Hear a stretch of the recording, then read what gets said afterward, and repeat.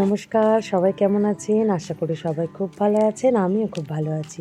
তো চলুন প্রতিদিনের মতো আজকের ব্লগটা এখন থেকেই শুরু করি। সত্যিই সকালটার অপেক্ষাতেই যেন থাকি যে এদের সাথে কিছুটা সময় কাটাতে পারবো। আর তারপরে সূর্যি মামা তো উঠছেই না আজ কয়েকদিন ভোর। তো অনেকটা বেলায় উঠছে, অনেকটা দেরিতে। তো এখন আপাতত এদের একটু খুরশুটি কুচুর-কাচুর দেখছি। আর ছোট ছোট পাখিরা আছে, সেখানে কাক আসতেই ওরা ভয় পাচ্ছে। চলুন একটু বাগানটা ঘুরে নিই সকাল সকাল। গাছপালাগুলো বেশ সুন্দর সতেজ হয়ে উঠেছে। একটু বাগানের দিকে, মানে আমার ফুল বাগানের দিকে আমার খুব যেতে আজকে মনটা টানছে, তাই গাঁদা ফুল গাছে চলে আসলাম। গাঁদা ফুলগুলো কি দারুণ হয়েছে দেখুন। গাঁদা ফুলগুলো যেন আমাকে ডাকছে। সত্যি আমি ভাবতেই পারিনি এত সুন্দর ফুল ফুটবে। ডনটাও লেজ নাড়তে নাড়তে চলে এসেছে, একটা বিস্কুট খাবে। তো ওকেও একটা বিস্কুট দিয়ে দিলাম। এরপরে যাব আমি রান্নাঘরে। হাজারো কাজ আজকে পড়ে জানেন। একটু তো ঘুরে নিলাম, এবারে লেগে পড়তে হবে কোমর বেঁধে। এখানে বিনস, গাজর, ফুলকপি, আলু সব কাটা আছে। গতকাল অসীমা সব বিকালবেলা বসে বসে কেটে দিয়েছে। এখন শুধু আমি বেগুনটা কেটে নিচ্ছি। আজকে হবে খিচুড়ি। আর খিচুড়িতে ওদের দুজনকেই, মানে আমার দুই বান্ধবীকেই নেমন্তন্ন করেছি খিচুড়ি খাওয়ার জন্য আমার বাড়িতে। তো খিচুড়ি তো অল্প আধটা করা যায় না, যখনই হয় একটু বেশিই হয়ে যায়। তো সবাই মিলে মোটামুটি খেয়ে নেওয়া হবে আনন্দ সহকারে, সেই রকমই একটু বানাবো। তো চলুন আপাতত লেগে পড়ি।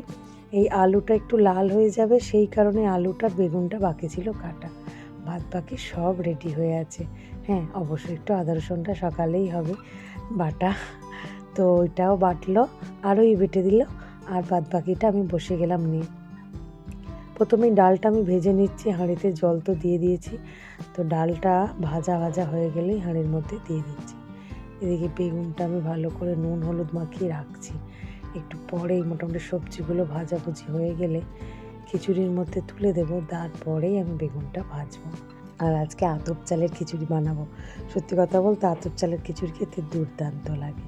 আর একটু ঘি দিয়ে দেবো শেষে। তো চলুন আপাতত আমি আলুটা ভাজি, কারণ রান্নাগুলো এইভাবে করতে করতে কখন আরও এর বাবা চলে আসবে। আর যতই বলি এক চাপানের রান্না, কিন্তু যথেষ্ট সময় লাগে জানেন। আলুটা ভাজা হয়ে যেতেই আমি জলের মধ্যে দিয়ে দিয়েছি, ফুলকপিটাও ভেজে জলের মধ্যে দিয়ে দিয়েছি। পড়ে থাকে এই গোটা কয়েক সবজি। এর মধ্যে শুধু একটু মটরশুঁটি আর কাঁচা লঙ্কা দিয়ে ওটাও একটু হালকা নাড়াচাড়া করে আর জলের মধ্যে দিয়ে দিয়েছি। এদিকে বেগুনটাও চাপিয়ে ফেললাম। মোটামুটি আমার রান্না অনেকটা এগিয়ে এসেছে। এদিকে হাঁড়ির জলটাও ফুটে গেছে দেখুন, সব সবজি সমেত। খুব দারুণ লাগছে, বেশ মনে হচ্ছে তাড়াতাড়ি হয়ে যাবে জানেন। ফুটে গেছে মানে আর বেশিক্ষণ সময় লাগবে না। তো আমি চালটা ধুয়ে তুলে দিই। এদিকে আমার বেগুন ভাজা হয়ে গেছে, আর এদিকে মশলা কষা শুরু হয়ে গেছে। আর এদিকে দেখুন যত বেলা হচ্ছে কুয়াশা তত নামছে, আর আকাশ আরও মেঘলা হয়ে যাচ্ছে। এই ঘন কুয়াশার মধ্যে পিকনিক করতে দারুণ লাগে, তাই না? প্রতিদিনের মতো আজও অনেকটা বেলাতেই রোদ্দুরটা উঠেছে, বেশ একদম চড়া রোদ। আর ওই স্নান করে একটু রোদে বসে আছে, আর চিনিকে স্নান করার জল দিয়েছে। আজকে আরোইর আবার রেজাল্ট আছে, ঠিক রেজাল্ট বলবো না, খাতা চেক করা। তো ও আজকে যাবে ঠিক ওই 1:30-এর দিকে। তো ততক্ষণে ওকে আমি আপাতত খেতে দিয়ে দিই। চলুন ও খাওয়া দাওয়া করে একটু রেস্ট নিক, তারপরে যাবে। তবে আজকে আমি আর যাবো না, ওর মামির সাথেই ও যাবে। তো খিচুড়ি খাওয়ার জন্যে অসীম আর পিকু দুজনে মিলে কলা পাতা কেটে নিয়ে এসেছে। তো সেই তা থেকে একটা কলা পাতা নিয়ে আমি আরুর জন্য খিচুড়িটা তুলে দিচ্ছি। কলা পাতায় করে এই খিচুড়ি খেতে না দুর্দান্ত লাগে। তবে আরুই খুব একটা খিচুড়ি পছন্দ করে না, অল্প আধটাই খায়। তাও আমি একটু বেশি করেই দিলাম। অল্প দিলে তো আর চাইবেই না, বেশি দিলে তবু জোর করে বকাবকি করলে একটু খেয়ে নেবে। তবে ওর খুব টেনশান হচ্ছে, যার জন্য ও খেতেও চাইছে না। ও বলেছিল মা আমি এসে খাবো। আর এই যে খিচুড়ির সাথে আলু কষাটা, এটা কিন্তু অসীমা করেছে। শুধু খিচুড়ি যেন ঠিক ভালো লাগছিল না। আর বাড়িতে আছে তেমন একটা মাছও ছিল না যে ঝাল করে নেব। তাই তাড়াহুড়ো করে অসীমাকে বললাম তুই এই আলুর দমটা করে নে, আর আমি খিচুড়িটা বানিয়ে আর বেগুন ভাজাটা বানিয়ে নিচ্ছি। আর ওই চলে তো গেছে খাওয়া দাওয়া করে। তারপর এদিকে খাওয়া হয়ে গেছে। আর এখন অসীমার পিকু নিচে বসে গেছে কলা পাতা বিছিয়ে, আর আমি টেবিলে। দুর্দান্ত হয়েছে না স্বাদটা। আর পিকু আবার সাথে এনেছে একটু পটল চিংড়ি আর মোচার ডালনা, আবার চাটনিও আছে জানেন।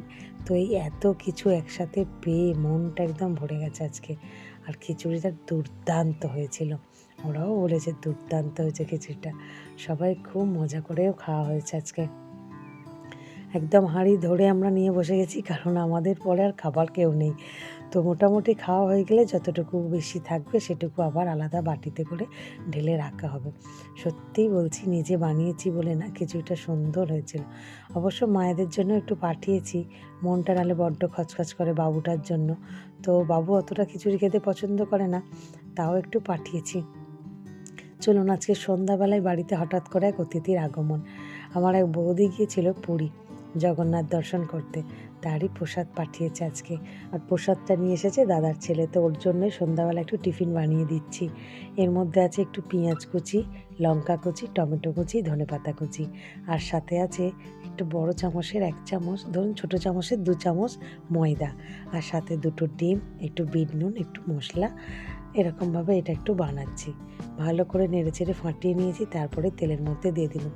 এটা অনেকটা মোটা হয়ে গিয়ে পিৎজার মতো হয়ে যাবে, আর একজন মানুষের সন্ধ্যাবেলার টিফিন সুন্দরভাবে হয়ে যাবে। দেখুন মোটামুটি সুন্দরভাবে ভাজাও হয়ে গেছে এটা। এবার এটা পিৎজার আকারে আমি কাটিং করে নেবো, তারপরে প্লেটে তুলে একটু সস দিয়ে দেবো। ভালোই সুন্দর খেতে লাগে। তবে আমি যদিও ডিম খাই না, তাও কিন্তু এটা বানাতে আমার বেশ ভালোই লাগে, আর খুব তাড়াতাড়িও হয়ে যায়। একটা মানুষের মানে পেট ভরা খাবার হেভি হয়, মোটামুটি পেট ভরে যাওয়ার মতোই খাবারটা হয়ে যায়। বেশ মোটা-সোটা তো হয়, আর রোলের মতো হয়ে যায়। তবে এটাকে আর রোল করে পাকাবো না, এটা এরকম পিৎজার আকারে আমি কেটে দেবো। চলুন, মোটামুটি হয়ে গেছে আমার কাটাও। এটাকে আবার একটা প্লেটের মধ্যে সাজিয়ে ফেলি, তারপর ওকে দিই।